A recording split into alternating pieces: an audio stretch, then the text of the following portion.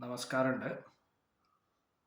ആരോഗ്യ മേഖലയിൽ Keralam number one നമ്മൾ കാലങ്ങളായിട്ട് പറയുന്ന ഒരു കാര്യമാണ്. ഇന്ത്യയിലെ മറ്റ് സംസ്ഥാനങ്ങളെ അപേക്ഷിച്ച് ഏറെക്കുറെയൊക്കെ ശരിയാണെങ്കിലും ആ വാക്യത്തിന് കോട്ടം തട്ടിക്കൊണ്ടിരിക്കുന്ന കാലത്തിലൂടെയാണ് നമ്മളിപ്പോൾ കടന്നു പോകുന്നത്. ഇനിയെങ്കിലും നമ്മൾ ആ വാക്യം പ്രയോഗിക്കരുത്, ആ തള്ള് നമ്മൾ നിർത്തണം. ആരോഗ്യ മേഖലയിൽ കേരളം നമ്പർ വൺ എന്നുള്ള തള്ള് നമ്മൾ നിർത്തേണ്ടത് അത്യാവശ്യമായിട്ട് വന്നിരിക്കുകയാണ്. കാരണം എല്ലാവർക്കും അറിയാം, കോഴിക്കോട് മെഡിക്കൽ കോളേജിൽ ഉണ്ടായിട്ടുള്ള ദുരന്തം. 5 പേർക്കാണ് ജീവൻ നഷ്ടമായിട്ടുള്ളത്. അവിടുത്തെ അത്യാഹിത വിഭാഗത്തിൽ തീ ഉണ്ടാവുകയും അതുമായി ബന്ധപ്പെട്ട് വന്ന പുകയിലാണ് ആളുകൾ മരിച്ചിട്ടുള്ളത് എന്നാണ് പറയപ്പെടുന്നത്. എന്നാൽ ആശുപത്രി ജീവനക്കാരൊക്കെ പറയുന്നത് അങ്ങനെയൊന്നല്ല, മറ്റ് കാരണങ്ങൾ കൊണ്ടാണ്, പുക കൊണ്ടൊന്നല്ല എന്നൊക്കെയാണ്. എന്തായാലും കാരണം അവ്യക്തമാണ്. മലബാർ മേഖലയിലെ അല്ലെങ്കിൽ ഉത്തര കേരളത്തിലെ ഏറ്റവും തിരക്കേറിയ ഒരു ആശുപത്രിയാണ് ഈ കോഴിക്കോട് മെഡിക്കൽ കോളേജ് എന്ന് പറയുന്നത്. അത് കഴിഞ്ഞ് കഴിഞ്ഞാൽ പിന്നീട് മംഗലാപുരത്തെ ആശ്രയിക്കാൻ മാത്രമേ കാര്യമായിട്ട് നമുക്ക് കഴിയുള്ളൂ. കാരണം സൗകര്യങ്ങൾ അത്രത്തോളമുള്ള ഒരു ആശുപത്രി പിന്നെ വടക്കൻ കേരളത്തിൽ ഇല്ല എന്ന് തന്നെ വേണമെങ്കിൽ പറയാം. പ്രൈവറ്റ് ആശുപത്രികളിൽ ഉണ്ടായിരിക്കാം, എന്നാൽ സർക്കാർ മേഖലയിൽ ഇല്ല. എന്നിട്ടാണ് നമ്മൾ തള്ളുന്നത് കേരളം ആരോഗ്യ മേഖലയിൽ നമ്പർ വൺ. ശരിയായിരിക്കാം, തെറ്റായിരിക്കാം, പക്ഷേ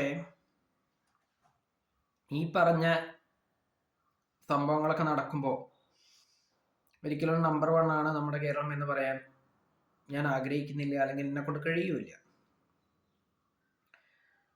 ഇന്നും ഇന്നലെയുമല്ല കോഴിക്കോട് മെഡിക്കൽ കോളേജിൽ ദുരന്തങ്ങൾ ആവർത്തിക്കുന്നത്, വർഷങ്ങളായിട്ടുണ്ട്. അപ്പൊ അതിൽ നിന്ന് നമ്മൾ മനസ്സിലാക്കേണ്ടത് അവിടുത്തെ ഉദ്യോഗസ്ഥരുടെ അല്ലെങ്കിൽ അവിടുത്തെ ജീവനക്കാരുടെ ജോലിയോടുള്ള ആത്മാർത്ഥതയാണ്. എത്രത്തോളം മികച്ച ആത്മാർത്ഥതയോടുകൂടിയാണ് അവരൊക്കെ പ്രവർത്തിക്കുന്നത് എന്നും ഒക്കെ നമ്മൾ ചിന്തിക്കേണ്ട കാര്യമാണ്. അലംഭാവാണ് സത്യത്തില്. ജീവനക്കാരുടെ അലംഭാവം കൊണ്ടുണ്ടാവുന്ന പ്രശ്നങ്ങളാണ് അവിടെ.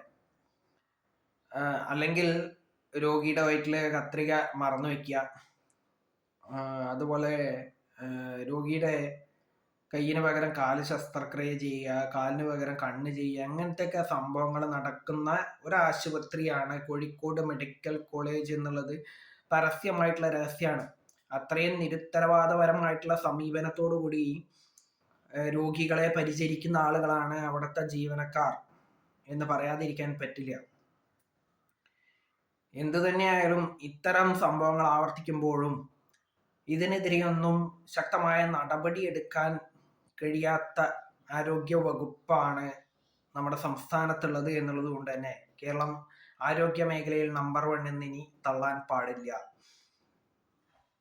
അത് മാത്രമല്ല, ഇത്രയൊക്കെ സംഭവങ്ങൾ കോഴിക്കോട് മെഡിക്കൽ കോളേജിൽ നടന്നിട്ടും അതിനെതിരെയൊന്നും കൃത്യമായ ഒരു അന്വേഷണം നടന്നിട്ടില്ല. നടത്തുമെന്ന് പറയുന്നുണ്ട് എന്നല്ലാതെ കൃത്യമായി അന്വേഷണം നടന്നിട്ടില്ല എന്ന് മാത്രമല്ല, കുറ്റാരോപിതരുടെ അല്ലെങ്കിൽ കുറ്റം ആരോപിക്കപ്പെട്ട ജീവനക്കാർക്കെതിരെ ശക്തമായിട്ടൊരു നടപടി ഉണ്ടായിട്ടില്ല. അവർ ചെയ്ത കുറ്റം തെളിയിക്കപ്പെട്ടിട്ട് പോലും എന്നുള്ളത് വസ്തുതാപരമായിട്ടുള്ള ഒരു കാര്യം തന്നെയാണ്. അപ്പോ ഒരു കാര്യം പറയാനുള്ളത്, രോഗികളെ നിവൃത്തികേട് കൊണ്ടാണ് സർക്കാർ ആശുപത്രികളെ ആശ്രയിക്കുന്നത്. അത് മാത്രമല്ല, ഇത്തരത്തിൽ വരുന്ന രോഗികളോട് ഇത്രയും മോശപ്പെട്ട രീതിയിലുള്ള സമീപനം നടത്തുന്ന വേറൊരു ആശുപത്രി ഉണ്ട് എന്ന് എനിക്ക് തോന്നുന്നില്ല. ഉണ്ടായിരിക്കാം, വേറെ ഉണ്ടായിരിക്കാം, പക്ഷേ എനിക്ക് തോന്നുന്നില്ല എന്നാണ് ഞാൻ മനസ്സിലാക്കിയത്. കാരണം ഇത്രയും ഇത്രയും മോശപ്പെട്ട വാർത്തകൾ സൃഷ്ടിക്കുന്നതിൽ കോഴിക്കോട് മെഡിക്കൽ കോളേജ് കഴിഞ്ഞ കുറച്ച് കാലങ്ങളായിട്ട് മുൻപന്തിയിൽ തന്നെയാണ്. അതുകൊണ്ടാണ് ഇത് പറയേണ്ടി വരുന്നത്.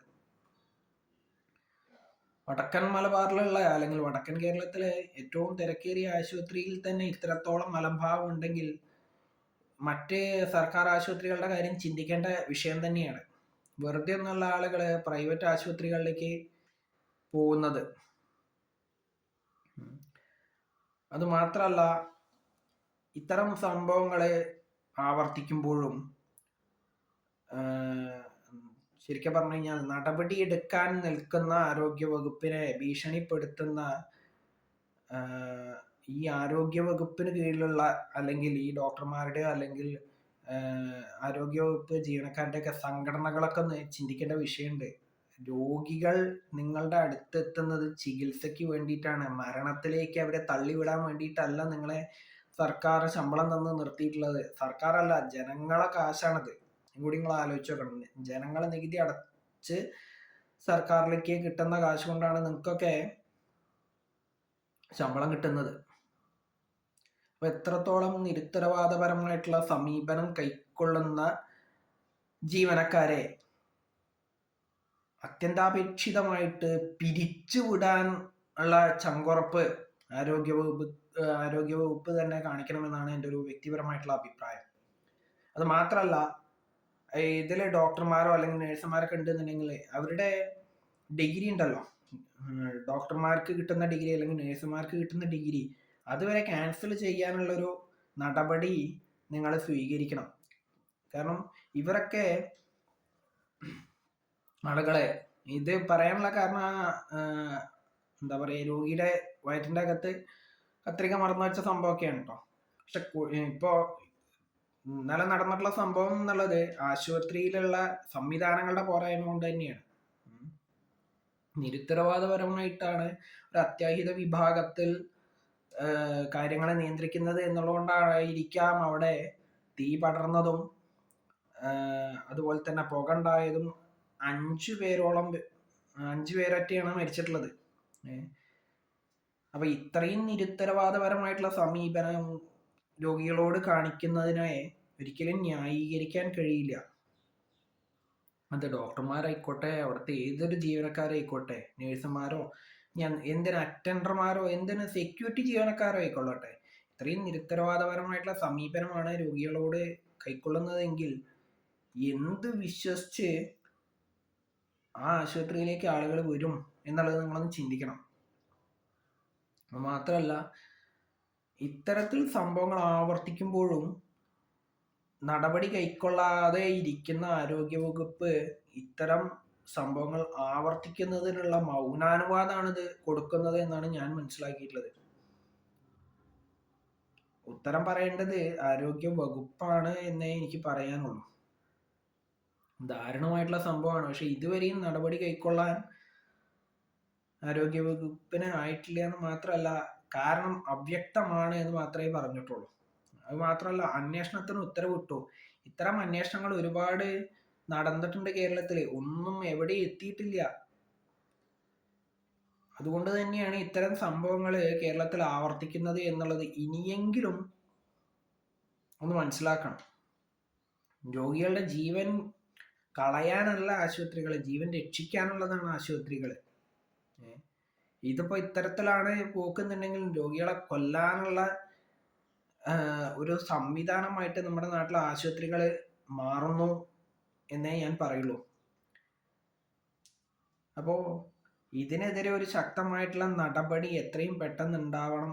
പിന്നെ ഒച്ചഴിയുന്ന വേഗത്തിലുള്ള അന്വേഷണമാണ് നിങ്ങൾ കൈക്കൊള്ളാൻ പോകുന്നതെങ്കിൽ അതിലേറെ നല്ലത് അന്വേഷിക്കണ്ട, കുറ്റക്കാരെ കണ്ടെത്തണ്ട, നടപടി എടുക്കണ്ട, അതാണ് നല്ലത്. നഷ്ടപ്പെട്ടവർക്ക് നഷ്ടപ്പെട്ടു, അതിൻ്റെ വേദന നഷ്ടപ്പെടുമ്പോൾ മാത്രമേ അറിയുള്ളൂ. പിന്നെ ഇത്രയൊക്കെ പറഞ്ഞ് ഇതിൻ്റെ ഒപ്പം ഒരു കാര്യം കൂടി പറയാനുണ്ട്. ആരോഗ്യവകുപ്പിലെ എല്ലാവിധ ജീവനക്കാരോടും, പ്രത്യേകിച്ച് ഡോക്ടർമാര്, നഴ്സുമാര്, അറ്റൻഡർമാര്, നിങ്ങളെയൊക്കെ അത്രത്തോളം വിശ്വാസമുള്ള സർക്കാർ തലത്തിലുള്ള ഡോക്ടർമാരെയും നഴ്സുമാരെയൊക്കെ അത്രത്തോളം വിശ്വാസമുള്ളത് കൊണ്ടാണ് സാധാരണക്കാരായിട്ടുള്ള രോഗികള് നിങ്ങളുടെ അടുത്തേക്ക് വരുന്നത്. ഉന്നതരൊന്നും വന്നിട്ടില്ല, ഒരു മന്ത്രിയും അല്ലെങ്കിൽ ഒരു MLAയും നിങ്ങളുടെ അടുത്തേക്ക് വരുന്നില്ല. കാരണം അവർക്കറിയാം നിങ്ങളുടെ അടുത്തുനിന്ന് നേരാവണ്ണമുള്ള ചികിത്സ കിട്ടില്ല എന്നുള്ളത്. അതുകൊണ്ടാണല്ലോ പല മന്ത്രിമാരും MLAമാരൊക്കെ വിദേശത്ത് ചികിത്സ തേടുന്നത്. എന്നിട്ട് അവർ തന്നെ തള്ളി മറിക്കുകയാണ് കേരളം ആരോഗ്യ മേഖലയിൽ നമ്പർ 1 ആണ് എന്നുള്ളത്. അത് സത്യത്തിലെ ആരോഗ്യ വകുപ്പിലെ ജീവനക്കാരെ മന്ത്രിമാർ തന്നെ കളിയാക്കുന്നതിന് തുല്യമല്ലേ എന്നുള്ളത് നിങ്ങളൊന്ന് ചിന്തിക്കണം. കാരണം അവര് വിദേശത്ത് ചികിത്സയ്ക്ക് പോവുക, എന്നിട്ട് സാധാരണക്കാരെടുത്ത് ഇവിടുത്തെ ആശുപത്രികൾ മികച്ച സേവനമാണ് നൽകുന്നതെന്ന് പറയുക. സത്യത്തില് ഏതാണ് ശരി ഏതാണ് തെറ്റ് എന്നുള്ളത് സാധാരണക്കാർക്ക് മനസ്സിലാകുന്ന രീതിയിലേക്കാണ് കാര്യങ്ങളുടെ പോക്ക്. മന്ത്രിമാർക്ക് നേരാവണ്ണം ചികിത്സ കൊടുക്കാൻ കഴിയാത്ത ആശുപത്രികൾ സാധാരണക്കാർക്ക് കൊടുക്കുമെന്ന് പറയുന്നത് വിശ്വസിക്കാൻ കുറച്ച് ബുദ്ധിമുട്ടാണ്. പ്രത്യേകിച്ച് കോഴിക്കോട് മെഡിക്കൽ കോളേജിനെ മാത്രം തന്നെയാണ് ഇത് ഉദ്ദേശിച്ച് പറയുന്നത്. കാരണം അവിടെ ഇത്തരത്തിലുള്ള സംഭവങ്ങൾ ആവർത്തിക്കുന്നുള്ളൂ. മറ്റ് മെഡിക്കൽ കോളേജുകളിൽ ഇത്രത്തോളം രൂക്ഷമായിട്ടുള്ള പ്രശ്നങ്ങൾ ഉണ്ടായി കണ്ടിട്ടില്ല. എന്തു തന്നെയായാലും കോഴിക്കോട് മെഡിക്കൽ കോളേജ് കേരളത്തിലെ ആതുര സേവന രംഗത്തിന് കഴിഞ്ഞ കുറച്ച് കാലങ്ങളായിട്ട് അഭിമാനമല്ല അപമാനമാണ് എന്ന് മാത്രമേ ഈ അവസരത്തിൽ എനിക്ക് പറയാനുള്ളൂ. എന്തായാലും നഷ്ടപ്പെട്ടവർക്ക് മാത്രം നഷ്ടം, അല്ലാതെ ഇപ്പം എന്താ പറയുക. അതിന് നടപടി എന്തായാലും ഉണ്ടാവാൻ പോകുന്നില്ല എന്നുള്ളതും വസ്തുതയാണ്. അത് പ്രഖ്യാപനത്തിൽ ഒതുങ്ങും. കാരണം ഏതെങ്കിലും ഒരു വലിയ ആളുകൾ ഇതിൽ ഉൾപ്പെട്ടിട്ടുണ്ടെന്നുണ്ടെങ്കിൽ ഇത് ഒതുക്കല്ലാതെ വേറെ നിവൃത്തിയില്ല ആരോഗ്യ വകുപ്പിന് എന്നുള്ളതാണ് വാസ്തവം. എന്തായാലും നഷ്ടപ്പെട്ടവരുടെ വേദനയിൽ പങ്കുകൊള്ളുന്നു. അവരോട് ഒന്നുകൂടി പറയുന്നു, ഇതിനെതിരെ നിയമപോരാട്ടം നടത്തിയിട്ട് കാര്യമില്ല. നിങ്ങൾക്ക് നീതി ലഭിക്കാൻ പോകുന്നില്ല എന്നുള്ളത് ഒരു നഗ്ന സത്യമാണ്. കാരണം ഈ ആശുപത്രിയിൽ ദുരന്തങ്ങൾ ആവർത്തിച്ചു കൊണ്ടേയിരിക്കുന്നു. നടപടിയെടുക്കാത്തത് കൊണ്ടാണ് ഇത് സംഭവിക്കുന്നത് എന്നുള്ളതാണ് ഞാൻ മനസ്സിലാക്കിയ കാര്യം എന്ന് മാത്രം പറഞ്ഞുകൊണ്ട് തൽക്കാലം നിർത്തുന്നു.